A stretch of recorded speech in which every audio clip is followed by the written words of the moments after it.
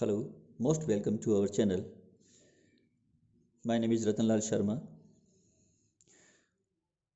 आज मैं आपको 10वीं कक्षा का लेसन 10वां पढ़ा रहा हूँ, जिसका टॉपिक है दी समन एट बनारस.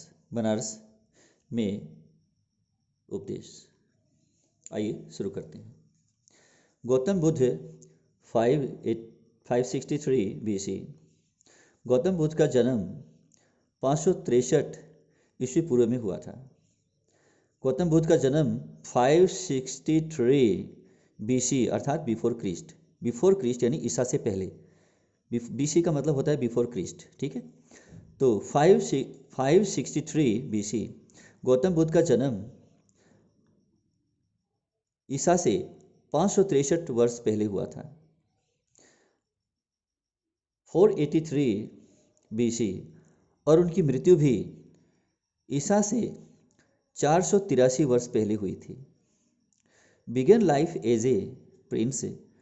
गौतम बुद्ध ने अपना जीवन एक राजकुमार की तरह, एक राजकुमार के रूप में शुरू किया. नेम्ड सिद्धार्थ गौतम, और उनका नाम था सिद्धार्थ गौतम रखा गया.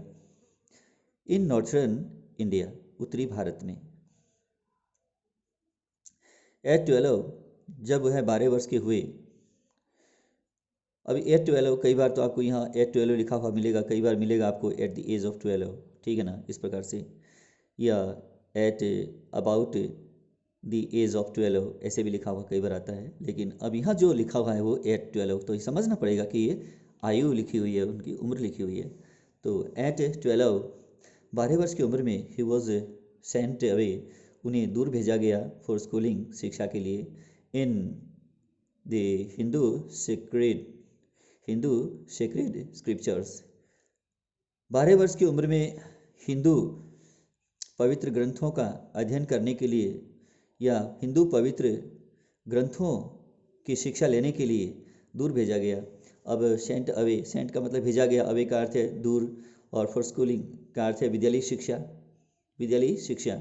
उसके बाद में जैसे कि हिंदू सेक्रेड का अर्थ है पवित्र, और स्क्रिप्चर्स का अर्थ है यहाँ धार्मिक ग्रंथ. ठीक है ना, स्क्रिप्चर्स का अर्थ है ग्रंथ, और ये सेक्रेड का अर्थ है पवित्र, पवित्र ग्रंथ. तो इसके बाद में देखिए कि पूरा हिंदी देखिए. अब एट 12, 12 वर्ष की उम्र में he was sent away for schooling in the Hindu sacred scriptures. 12 वर्ष की उम्र में हिंदू पवित्र ग्रंथों का शिक्षा प्राप्त करने के लिए उसे दूर भेजा गया. एंड 4 years लेटर, और 4 साल के बाद में, देखिए यहाँ लिखा है 4 years लेटर, 4 साल के बाद में, लेटर का अर्थ है के बाद में. ठीक है ना, 4 साल के बाद में ही रिटर्नड होम टू मैरी. 4 साल के बाद में वह घर लौटे. कितने साल के बाद में? 4 वर्ष के बाद में. 4 years लेटर, 4 साल के बाद में ही रिटर्नड होम, वह घर लौटे, टू मैरी ए प्रिंसेस, एक राजकुमारी से शादी करने के लिए.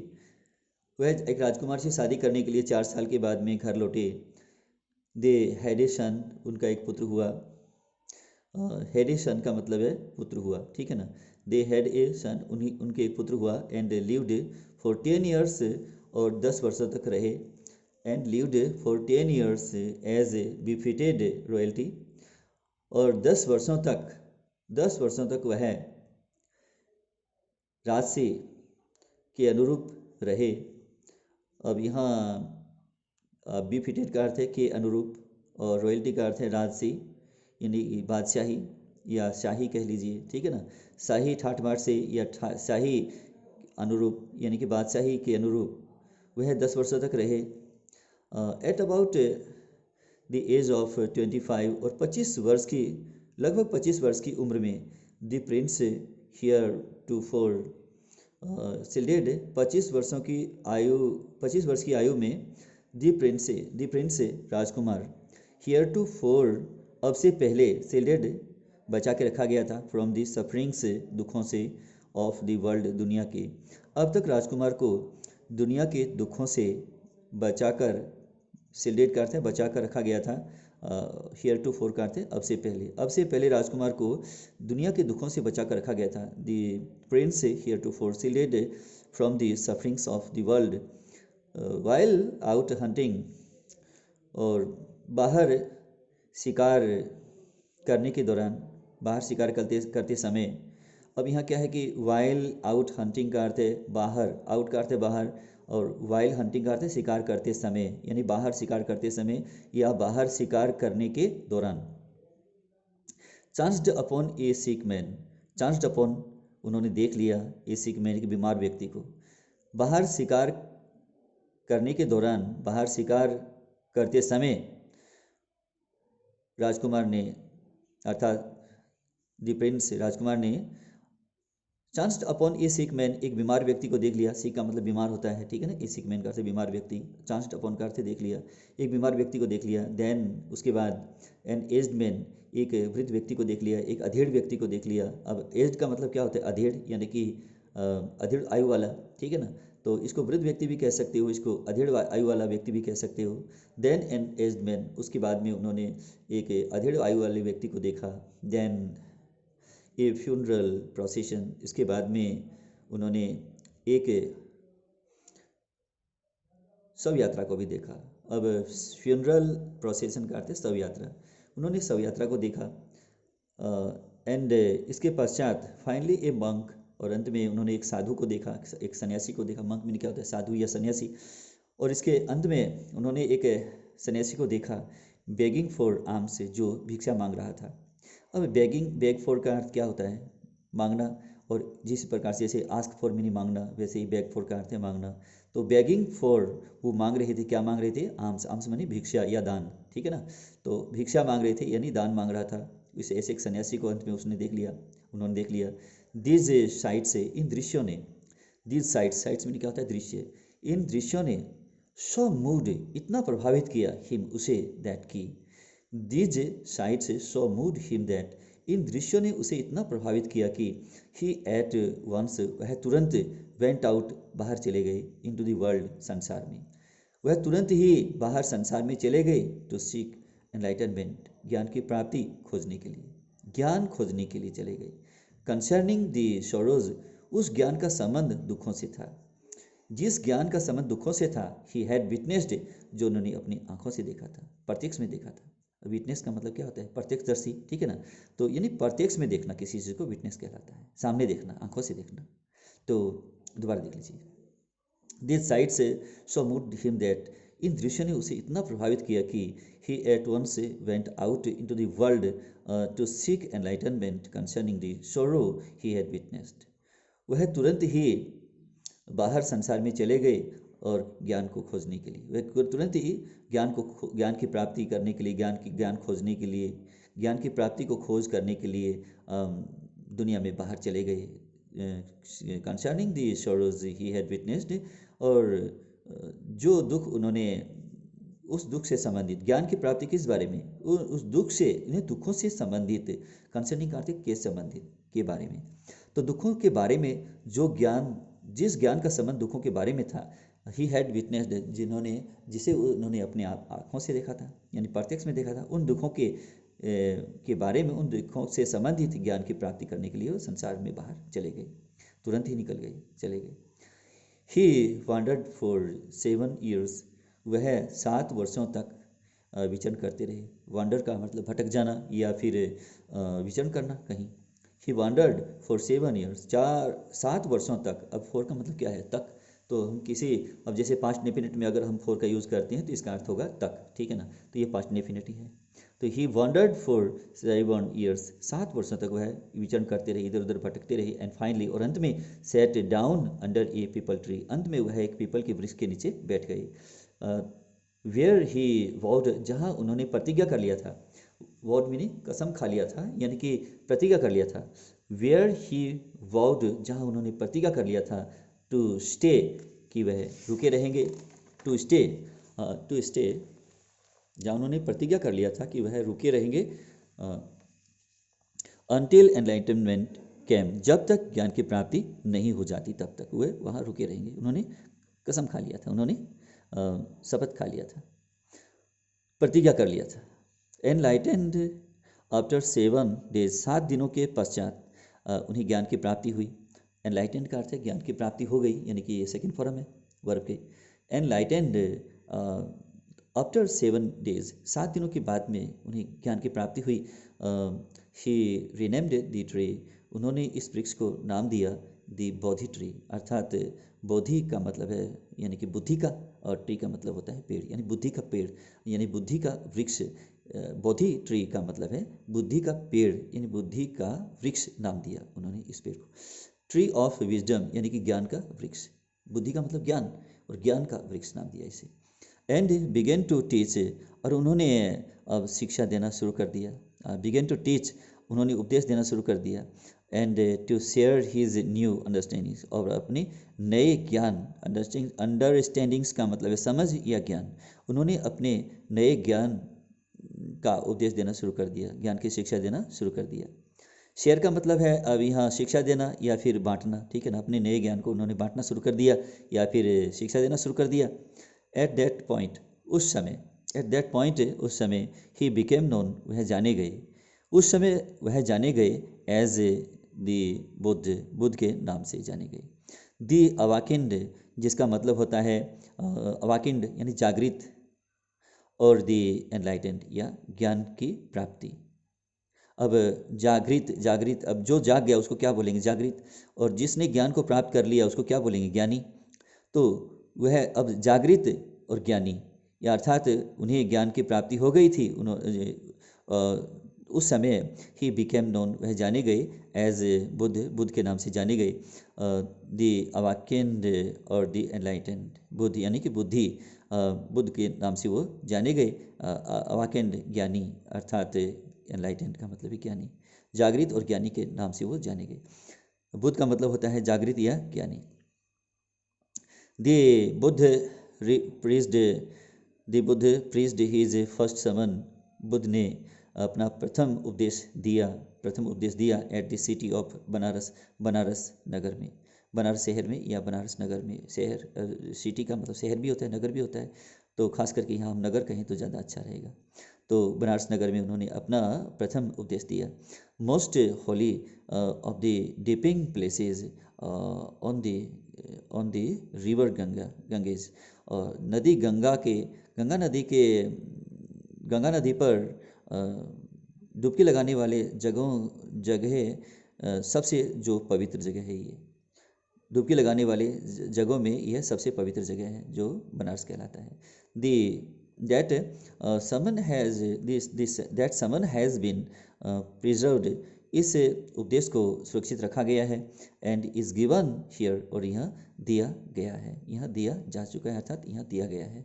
इट रिफ्लेक्ट्स, यह परिलक्षित होता है, यह प्रतिबिंबित करता है, यह दर्शाता है। इसका रिफ्लेक्ट का मतलब क्या होता है? परिलक्षित होना या प्रतिबिंबित होना या फिर दर्शाना, दिखाना, ये अर्थ होता है इसका। It reflects the Buddha's wisdom, यह बुद्ध के ज्ञान को दर्शाता है, ये बुद्ध के ज्ञान को परिलक्षित करता है। About one inscrutable kind of suffering, एक ऐसा ज्ञान जो कष्ट के, एक अबूझ कष्ट के बारे में था, एक अबूझ कष्ट के बारे में जो बुद्ध का ज्ञान था को दर्शाता है। अब इनसेक्यूटेबल का मतलब क्या था? अबूझ, और सफरिंग का मतलब क्या होता है? अब पीड़ा, ठीक है ना। तो दोबारा सुन लीजिए। It reflects the Buddha's wisdom, यह बुद्ध के ज्ञान को दर्शाता है। About one inscrutable kind of suffering, जो कि एक अबूझ प्रकार के दुख के बारे में था, एक अबूझ प्रकार के दुख के बारे में जो बुद्ध का ज्ञान था उसको दर्शाता है। किस्सा Gautami had an only son, किस्सा गौतमी का एक पुत्र था, इकलौता पुत्र था, उसका एक पुत्र था। एंड ही डाइड, और वह पुत्र जो था वह भी मर गया था। इन हर ग्रीफ, उसके शोक में, ग्रीफ में क्या होता है? दुख या शोक। इन हर ग्रीफ, उसके दुख में, उसके शोक में, she carried the dead child to all her neighbours, वह उस मृत बालक को अपने सभी पड़ोसियों के पास लेकर गई। आस्किंग देम फॉर मेडिसिन, और उनसे दवा मांगी। एंड द पीपल सेड, लोगों ने कहा, उन लोगों ने कहा, सी हैज़ लॉस्ट हर सेंसेस, कि उसने अपनी शुद्धबुद्ध खो दी है, उसने अपनी स्मृतियों को खो दिया है, उसने अपने ज्ञान को खो दिया, अपनी समझ को खो दिया है। दी बॉय इज़ डेड, लड़का तो मर गया है, लड़का तो मृत है। एट लेंथ, अंत में। एट लेंथ का मतलब क्या होता है? अंत में। एट लास्ट का मतलब भी अंत में होता है, ठीक है ना। अल्टीमेटली का मतलब भी अंत में होता है, ठीक है ना। अब उसमें क्या है कि अब अंत में, तो एट लेंथ, अंत में। किसा गौतमी मेट ए मैन, अंत में किसा गौतमी एक ऐसे व्यक्ति से मिली who replied to her request, जिसने उसके प्रार्थना का, जिसने उसके निवेदन का जवाब दिया। I can not give the medicine, मैं तुझे, यानी तुम्हें। दी का मतलब क्या होता है? THEE का मतलब क्या हुआ? दी का अर्थ क्या होता है? तुम्हें। I can not give the medicine, मैं तुम्हें दवा नहीं दे सकता, दवा नहीं दे सकता। फॉर दी चाइल्ड, तुम्हारे बच्चे के लिए, तुम्हारे बालक के लिए मैं तुम्हें दवा नहीं दे सकता। बट लेकिन आई नो ए फिजिशियन, लेकिन मैं एक चिकित्सक को जानता हूँ। फिजिशियन का मतलब क्या होता है? चिकित्सक, यानी डॉक्टर। मैं एक ऐसे चिकित्सक को जानता हूँ हु कैन, जो तुम्हें दवा दे सकता है। हु कैन, जो तुम्हें दवा दे सकता है। एंड द गर्ल सेड, और उस युवती ने कहा, अर्थात किस्सा गौतमी ने कहा, प्रे, प्रे, प्रार्थना करती हूँ, टेल मी, मुझे बताइए, सर, मुझे बताइए श्रीमान जी, हु इज़ इट, वह कौन है। एंड द मैन रिप्लाइड, और उस व्यक्ति ने जवाब दिया, गो टू साक्य मुनि द बुद्ध, आप साक्य मुनि बुद्ध के पास जाइए।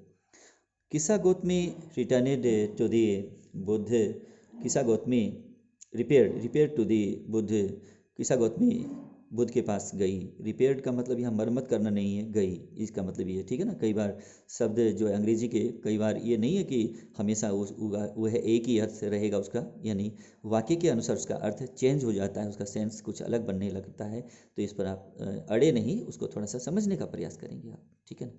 तो Kisa Gautami repair to the Buddha, Kisa Gautami जो है बुद्ध के पास गई। एंड क्राइड, और वह रोकर उसने कहा, लॉर्ड, स्वामी, एंड मास्टर, मालिक, स्वामी और मालिक उसे कहा, गिव मी दी मेडिसिन, मुझे दवा दीजिए, that will cure my boy, जो मेरे लड़के को ठीक कर दे, जो मेरे लड़के का इलाज कर दे। क्योर का मतलब क्या है? ठीक कर देना या फिर इलाज कर देना, ठीक है ना। तो जिससे मेरा लड़का जो है वो ठीक हो जाए। दी बुद्ध एंसवर्ड, बुद्ध ने उत्तर दिया, आई वॉन्ट, मुझे चाहिए। आई वॉन्ट का मतलब मैं चाहता हूँ, अर्थात मुझे चाहिए। I want A handful of mustard seed, मुझे थोड़ा सा एक हाथ में आए इतना सरसों के बीज चाहिए, सरसों के दाने चाहिए।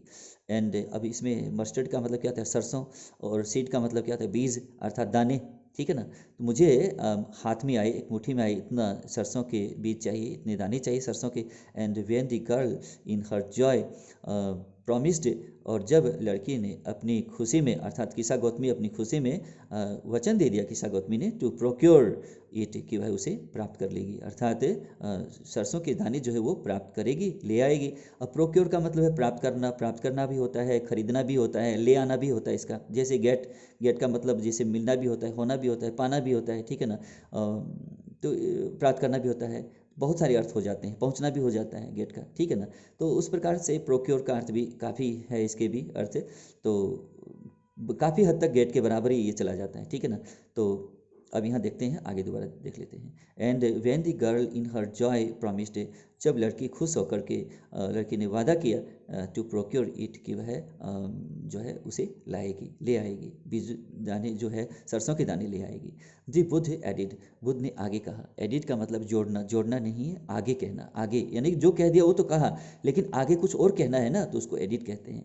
दी बुद्ध एडिड, बुद्ध ने आगे कहा, the mustard seed must be taken, सरसों के दाने लाए जाने चाहिए, फ्रॉम ए हाउस, एक ऐसे घर से लाए जाने चाहिए, where no one has lost a child, जहाँ किसी भी व्यक्ति ने अपने बालक को नहीं खोया हो, हस्बैंड या अपने पति को नहीं खोया हो, पेरेंट या अपने पिता को नहीं खोया हो, या माता पिता को नहीं खोया हो, और या फिर फ्रेंड या मित्र को नहीं खोया हो, कि वो सरसों के दाने एक ऐसे घर से लाए जाने चाहिए जहाँ किसी का कोई बालक या पति या माता पिता या मित्र नहीं खोया हो, तो वहाँ से लाने चाहिए। तो the poor poor Kisa Gautami, बेचारी किस्सा गौतमी। अब यहाँ पुअर का मतलब गरीब या निर्धन नहीं है, बेचारा या बेचारी इसका मतलब है। अगर मान लीजिए पुलिंग होता तो हम इसका अर्थ बेचारा कह बोल देते। अगर ये किस्सा गौतमी, जैसे ये एक स्त्री है, एक युवती है, तो इसको हम पुअर का मतलब बेचारा नहीं बोल करके बेचारी, ठीक है ना। तो समझने का प्रयास करते रहिए। Poor Kisa Gautami now went from house to house. अब बेचारी किस्सा गौतमी घर घर गई। अब फ्रॉम हाउस टू हाउस, घर घर, ठीक है ना, एक घर से दूसरे घर तक। तो फ्रॉम का इस फ्रॉम का मतलब है से, और इस टू का मतलब है तक। तो फ्रॉम के बाद में हमेशा टू का प्रयोग होता है, क्योंकि फ्रॉम का और टू का जोड़ा होता है, ध्यान रखें। अकेला टू भी लगता है वाक्य में, और फ्रॉम अकेला भी आ जाता है। और जब पहले वाले भाग में यानी कि एक नाउन से पहले फ्रॉम दिया है, तो दूसरे नाउन के भी पहले खालिस्तान छोड़ा गया है, तो वहाँ टू आएगा निश्चित रूप से। ये ध्यान रखने की आवश्यकता है, ठीक है। तो और कई बार क्या है कि टिल का भी प्रयोग कर देते हैं, ये भी ध्यान रखने की आवश्यकता। टिल का मतलब ही तक ही होता है, TILL टिल। कई बार टू की जगह टिल भी आ जाता है, तो ये भी आप ध्यान रखें। लेकिन फ्रॉम टू का ज़्यादा करके फ्रॉम के बाद में टू ही आता है, ठीक है ना। तो poor Kisa Gautami now went from house to house. बेचारी किस्सा गौतमी घर घर गई। एंड दी पीपल पिटाइड हर, लोगों ने उस पर दया दिखाई। एंड सेड, और कहा लोगों ने, क्या कहा, हियर इज मस्टर्ड सीड, ये रहे सरसों के दाने, ये रहे सरसों के दाने। अब यहाँ है ऐसा नहीं होगा, ये रहे, ठीक है ना। हियर इज का मतलब ये रहे, ये रही, ये रहा, इस प्रकार इसका हिंदी बनेगा। तो हियर इज मस्टर्ड सीड, ये रहे सरसों के बीज, टेक इट, इसे ले लो। बट लेकिन वेन सी आस्कट, जब उसने पूछा, वेन सी आस्कट, जब उसने पूछा, did a son or daughter, a father or mother die in your family, क्या कोई पुत्र या पुत्री या कोई पिता या कोई माता आपके परिवार में मरा है। तो दे एंश्योर्ड हर, तो उन्होंने उसको जवाब दिया, किस्सा गौतमी को उत्तर दिया, अलास, खेद है, हाय, दी लिविंग आर फ्यू, कि जीवित रहने वाले बहुत कम हैं, बहुत कम लोग जीवित हैं। But the dead are many, बल्कि मरने वाले लोगों की संख्या ज़्यादा है, अधिक है, बहुत से हैं। डो नॉट रिमाइंड अस, हमें याद मत दिलाइए, ऑफ आवर डीपेस्ट ग्रीफ, हमारे गहरे दुख के बारे में, हमें अपना गहरा दुख याद मत दिलाइए। And there was no house, ऐसा कोई भी घर नहीं है, but some beloved one had died in it, ऐसा कोई भी घर नहीं जहाँ कोई भी किसी का प्रियजन मरा हुआ नहीं हो। अब लाउड बिलोड का मतलब ऐसे यहाँ जो अर्थ है वो है इसका प्रियजन, यहाँ प्रिय, ठीक है ना, प्रिय व्यक्ति। तो बिलोड का मतलब प्रिय, और युवन का मतलब व्यक्ति यानी प्रियजन, जहाँ किसी का, अब किसी के लिए यहाँ सम का यूज हुआ है, किसी का प्रियजन है मरा नहीं हो, ऐसा कोई भी घर नहीं। किस्सा गौतमी बिकेम वेरी, किस्सा गौतमी जो है वो थक गई। अब बिकेम वेरी, वेरी का मतलब थक जाना, ठीक है ना। तो किस्सा गौतमी बिकेम वेरी, वो किस्सा गौतमी थक गई। एंड होपलेस, और हतोत्साहित हो गई, हताश हो गई। And set down at the way side, और रास्ते के किनारे पर बैठ गई। एट दी वे साइड का मतलब रास्ते के किनारे पर, वो सेट डाउन बैठ गई, रास्ते के किनारे पर बैठ गई। Watching the lights off the city, और नगर के रोशनी की तरफ देखती रही, बैठी बैठी रोशनी की तरफ देखती रही। एज दे फ्लिकर्ड अप, क्योंकि वे रोशनी जो थी वो टिमटिमा रही थी। एंड वर एक्सटिंग्विश्ड अगेन, और फिर से वो बुझ रही थी। एट लास्ट, अंत में, the darkness of the night rained everywhere, अंत में रात्रि का जो अंधकार था वो सब जगह फैल गया, सब जगह छा गया। एंड से, रेंट का अर्थ है छा गया, ठीक है ना। एवरीवेयर का अर्थ है सब जगह, यानी प्रत्येक जगह रात्रि का जो अंधकार था वो छा गया। डार्कनेस मीनिंग क्या होता है, अंधकार, तो छा गया। And she considered the fate of man, और उसने यानी किस्सा गौतमी ने इंसान के भाग्य पर विचार किया, इंसान के भाग्य पर विचार किया। दैट कि दियर लाइव्स फ्लिकर अप, कि उनका जो जीवन है वो टिमटिमाता है बत्तियों की तरह, ठीक है ना। लाइव्स का अर्थ, लिव्स का मतलब क्या होता है, जीवन। तो their lives flicker up and are extinguished again, कि उनका जीवन जो है वो उनके जीवन जो है वो टिमटिमाता है और दोबारा वो बुझ जाता है। And she thought to herself, उसने मन ही मन में सोचा, how selfish am I in my grief, कि मैं अपने शोक में, मैं अपने दुख में कितनी स्वार्थी हो गई हूँ। सेल्फिश का मतलब है स्वार्थी। हाउ सेल्फिश, कितनी स्वार्थी, एम आई, मैं हो गई हूँ, इन माई ग्रीफ, अपने दुख में, मैं अपने दुख में कितनी स्वार्थी हो गई हूँ। Death is common to all, मृत्यु सबके लिए समान है। कॉमन का मतलब क्या होता है? कॉमन टू का मतलब है सबके समान, सब समान होता है। टू ऑल, ऑल का मतलब है सब, तो मृत्यु सबके लिए समान है। यट फिर भी इन दिस वैली ऑफ डिसोलेशन, फिर भी अब यह जो है, अब डिसोलेशन का मतलब क्या होता है? सुनसान, और वैली का मतलब क्या होता है? घाटी। तो सुनसान घाटी में, इस सुनसान घाटी में, लेकिन यहाँ क्या लिखा है, इसका जो अर्थ है, वो अंतर्निहित जो अर्थ है उसको समझना जरूरी है। Yet in this valley of desolation, फिर भी दुखों के इस संसार में। अब डिसोलेशन का मतलब वैसे सुनसान, लेकिन यहाँ है दुख, और वैली का मतलब यहाँ संसार यानी कि घाटी, ये ध्यान रखना होगा।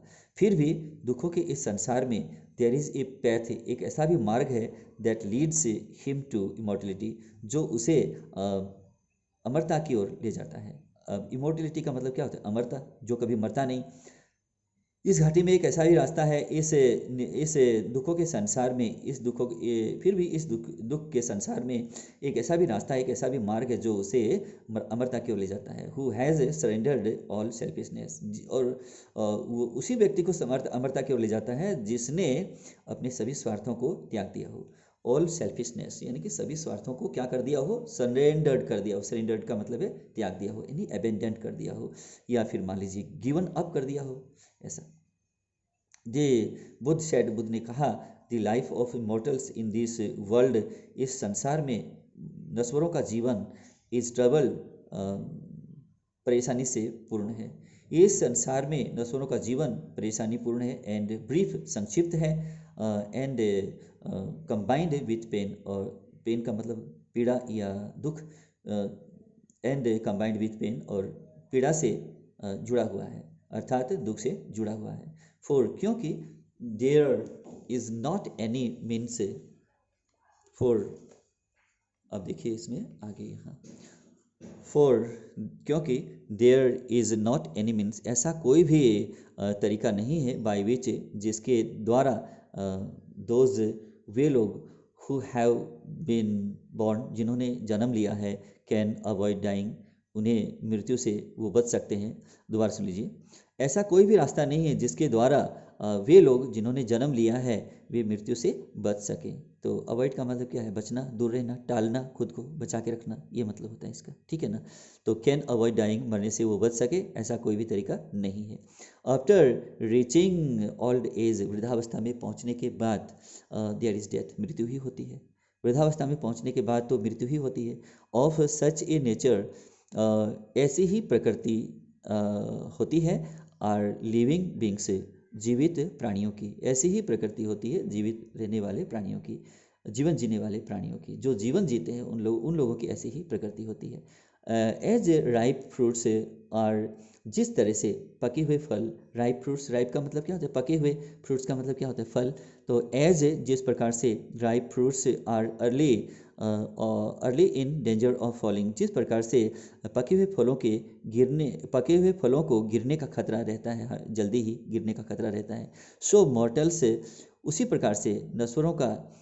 प्रकार से नश्वर, हु बॉर्न, व्हेन बॉर्न, जब जन्म लेते हैं, जो नश्वर लोग, यानी कि मनुष्य का जो शरीर है वो नश्वर है, यानी हार्ड मास का जो शरीर होता है ये एक दिन नष्ट हो जाता है, ठीक है ना। तो इसको नश्वर कहते हैं, ठीक है ना। नश्वर का मतलब कुछ अलग चीज़ नहीं है, इंसान के लिए कहा गया है ना कि मनुष्य का शरीर जो हार्ड मास का होता है ये नश्वर है, एक दिन नष्ट हो जाता है, ठीक है ना। तो इसीलिए कहा जा रहा है कि शो मॉर्टल्स, उसी प्रकार से जो नश्वर लोग हैं, व्हेन बॉर्न, जब उनका जन्म होता है, are always in danger of death, हमेशा उन्हें मृत्यु का डर बना रहता है, हमेशा वे मृत्यु के खतरे में रहते हैं, मृत्यु के खतरे में जीते हैं। और एज ऑल अर्थन वेसल्स, जिस प्रकार से ऑल अर्थन, सभी मिट्टी के बने हुए, अर्थ मीनिंग क्या होता है? धरती, यानी धरती किस चीज़ की बनी हुई? मिट्टी की। तो अर्थ मीनिंग क्या होती है यहाँ? मिट्टी। और अर्थन का EN लगने से इसका मतलब क्या हुआ? मिट्टी की बनी हुई। As all earthen vessels, vessels का मतलब क्या हुआ? बर्तन, ठीक है ना। एज ऑल अर्थन वेसल्स, जिस प्रकार से मिट्टी के बने हुए सारे बर्तन, मेड बाय दी पोटर, जिसे कुम्हार के द्वारा बनाया जाता है। पोटर मीनिंग क्या होता है? कुम्हार। जिसे कुम्हार कौन से? जो मिट्टी के बर्तन बनाने वाले जो कुम्हार होते हैं ना, मिट्टी के जैसे घड़े बनाते हैं, मटके बनाते हैं, उनको क्या कहते हैं? पोटर। क्या कहते हैं उसको? पोटर, POTTER, पोटर, ठीक है ना। तो सभी मिट्टी के बर्तन जैसे जो है कुम्हार के द्वारा बनाया जाता है, एंड इन बीइंग ब्रोकन, टूटने से उनका अंत हो जाता है, टूटने से। अब इन बीइंग ब्रोकन का मतलब है टूटने से, टूट जाने से एंड हो जाता है, उनका अंत हो जाता है बर्तनों का। सो और so is the life of mortals, उसी प्रकार से नश्वरों का जीवन होता है, उसी प्रकार से नश्वरों का भी जीवन होता है। बोथ यंग एंड एडल्ट, दोनों ही, अब युवा हो चाहे वो प्रौढ़ हो, ठीक है ना। अब एडल्ट का मतलब क्या होता है, प्रौढ़ यानी कि वयस्क, छोटा हो या वयस्क हो, प्रौढ़ हो। Both both those who have fools who are fools, वे लोग जो मूर्ख लोग हैं अर्थात बेवकूफ़ लोग हैं, एंड दोज, और वे लोग हु आर वाइज, जो बुद्धिमान कहलाते हैं, जो बुद्धिमान लोग हैं, वे दोनों ही all fall into the power of death, सभी दोनों ही प्रकार के लोग जो हैं वो मृत्यु की शक्ति के अधीन हो जाते हैं, वे मृत्यु की शक्ति में गिरते हैं, अर्थात उनकी मृत्यु हो जाती है, उनकी मृत्यु ही होती है, वे मृत्यु के शक्ति में फंस जाते हैं। फॉल इनटू का मतलब फंस जाना, वे मृत्यु की शक्ति के आगे फंस जाते हैं। All are subject to death, सभी मृत्यु के अधीन होते हैं। सब्जेक्ट टू का मतलब क्या है, अधीन होना, किसी के वश में होना, या फिर सब्जेक्ट टू का मतलब होता है उस पर प्रभाव पड़ना, ठीक है ना। मृत्यु का प्रभाव जो है सभी पर पड़ता है, अर्थात सभी की मृत्यु होती है, सभी मृत्यु के वश में होते हैं, सभी मृत्यु से प्रभावित होते हैं। अब प्रभावित होना भी इसका अर्थ है। ऑफ दोज, वे लोग हु ओवरकम बाय डेथ, वे लोग जिन पर मृत्यु ने विजय प्राप्त कर लिया हो, डिपार्ट फ्रॉम लाइफ, वे जीवन से चले जाते हैं। मृत्यु ने जिन लोगों के जीवन पर विजय प्राप्त कर लिया है, मृत्यु ने जिसको पराजित कर दिया है, ओवरकम का मतलब है पराजित कर देना या किसी के ऊपर विजय प्राप्त कर लेना, ठीक है ना। तो मृत्यु के द्वारा जिसको भी पराजित कर दिया जाता है, डिपार्ट फ्रॉम लाइफ, वह व्यक्ति जो है जीवन से चला जाता है, उस जीवन से प्रस्थान कर जाता है। A father can not save his son, कोई भी पिता अपने पुत्र को नहीं बचा सकता है। नोर किन्समैन, ने ही कोई बंधु, डियर रिलेशंस, ने ही कोई बंधु जो होता है अपने संबंधियों को बचा सकता है, अपने रिश्तेदारों को बचा सकता है। मार्क, ध्यान दीजिए, while relatives are looking on, जबकि संबंधी लोग देखते रह जाते हैं, एंड लेमेंटिंग डीपली, और जोर जोर से विलाप करते रह जाते हैं। वन बाय वन, एक एक करके, one by one mortals are carried off, एक एक करके नश्वरों को ले जाया जाता है। जैसे जैसे लोग मरते जाते हैं, नश्वर शरीर है उनका और नष्ट हो जाता है, तो उसके बाद में एक एक करके उनको ले जाया जाता है। लाइक एन ऑक्स, जिस प्रकार से एक बैल को ले जाया जाता है, that is led to the slaughter, जिस प्रकार से एक बैल को कसाई के पास में ले जाया जाता है। So the world is afflicted with death and decay, उसी प्रकार से ये दुनिया जो है, उसी प्रकार से लोग जो हैं मृत्यु और क्षय से पीड़ित हैं। उसी प्रकार से उसी प्रकार से दुनिया जो है, यानी लोग जो है वो मृत्यु से पीड़ित हैं। एफ्लिक्टेड का मतलब है पीड़ित होना, ठीक है ना। मृत्यु से पीड़ित हैं और नष्ट होने से पीड़ित हैं, क्षय से पीड़ित हैं। Therefore the wise do not grieve, इसीलिए, देयरफॉर का मतलब क्या होता है, इसीलिए द वाइज यानी तमाम बुद्धिमान लोग जो हैं, वाइज क्या है, एक एडजेक्टिव विशेषण है, इसके आगे दी लगा दिया ना, तो विशेषण के आगे कभी दी लगता नहीं है, दी लगता है नाउन के आगे, ठीक है ना, ये बात ध्यान रखनी है। और जब कुछ ही ऐसे विशेषण है जिनके आगे हम दी लगा देते हैं, दी लगने से ये नाउन बन जाता है और इसका अर्थ प्लूरल हो जाता है, ठीक है ना। तमाम बुद्धिमान लोग, ये बन गया। अब वाइज में क्या, बुद्धिमान, और द वाइज का मतलब है तमाम बुद्धिमान, यानी दुनिया के जितने भी बुद्धिमान लोग हैं वो सब के सब तमाम। Therefore the wise do not grieve, इसीलिए तमाम बुद्धिमान लोग वो दुख नहीं मनाते हैं। ग्रीव का अर्थ है दुख मनाना, और डू नॉट ग्रीव का अर्थ है दुख नहीं मनाते हैं। Knowing the terms of the world, वे संसार के नियम विधान को जानते हैं, संसार के नियमों को जानते हैं, संसार की शर्तों को जानते हैं। नॉट फ्रॉम वीपिंग, न तो रोने से, नोर फ्रॉम ग्रीविंग, और न ही दुख मनाने से। Will anyone obtain peace of mind, कोई व्यक्ति मन की शांति को प्राप्त कर सकता है। दुख रोने से या दुख मनाने से कोई भी व्यक्ति, किसी भी व्यक्ति को मन की शांति नहीं मिलेगी, ऑन द कंट्री, इसके विपरीत हिज पेन, उसका जो दर्द है, उसका जो दुख है, विल बी द ग्रेटर, अधिक बढ़ जाएगा। And his body will suffer, उसका शरीर जो है, उसका जो जिस्म है वो सफ़र यानी कि वो पीड़ित हो जाएगा, दुख झेलेगा, कष्ट झेलेगा। He will make himself sick, वह खुद को बीमार कर लेगा, एंड पेल और कमज़ोर कर लेगा। पेल का मतलब ऐसे दुबला पीला होता है, लेकिन यहाँ पीला नहीं, यहाँ पीले का मतलब कमज़ोर, यानी व्यक्ति जब कमज़ोर होता है उसका शरीर पीला हो जाता है ना, तो यहाँ कमज़ोर हो जाता है इसका मतलब, ठीक है ना।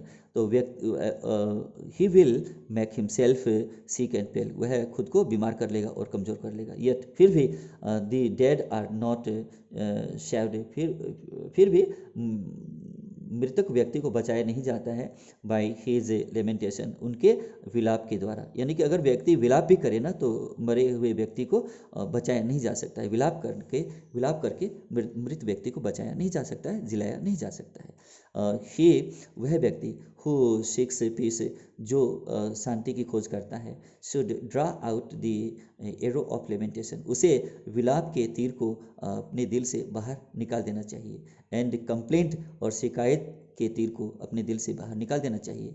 कंप्लेंट में शिकायत होता है, और लेमेंटेशन का मतलब क्या होता है, विलाप, ठीक है ना। विलाप के तीर को और जो है शिकायत के तीर को बाहर निकाल देना चाहिए। एंड ग्रीफ, और दुख के तीर को बाहर निकाल देना चाहिए। He who has drawn out the arrow, वह व्यक्ति जिसने इस तीर को बाहर निकाल दिया है, एंड हैज़ बिकम कंपोज्ड, और शांत हो गया है, बिकम कंपोज्ड, कंपोज्ड मीनिंग शांत, और वह व्यक्ति जो शांत हो गया है, will obtain peace of mind, उसी को मन की शांति प्राप्त होगी, उसी को मन की शांति मिलेगी। He who has overcome all sorrow, वह व्यक्ति जिसने सभी दुखों पर विजय प्राप्त कर लिया है, जिसने सभी दुखों को पराजित कर दिया है, will become free from sorrow, वही व्यक्ति दुख से मुक्त होगा, एंड बी ब्लेस्ड, और उसे ईश्वर का आशीर्वाद प्राप्त होगा, वही धन्य होगा। तो आज का लेसन इतना ही था। कैसा लगा ये लेसन? आप अधिक से अधिक इस वीडियो को शेयर कीजिएगा, और मेरे चैनल को अधिक से अधिक लोगों तक पहुंचाइएगा, और मेरे इस वीडियो को अधिक से अधिक लोगों तक पहुंचाइएगा, और मेरे चैनल को सब्सक्राइब कीजिएगा। Thank you for watching this video.